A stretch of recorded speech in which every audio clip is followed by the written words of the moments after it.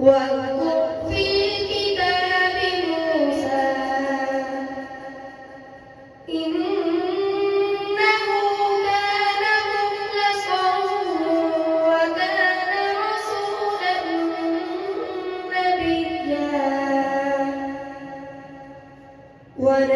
وناديناه من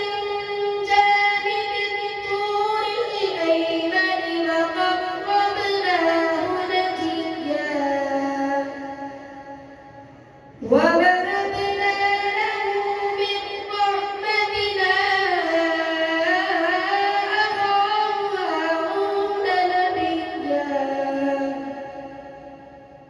واذكر في الكتاب إسماعيل إنه كان صادق الوعد وكان رسولا نبيا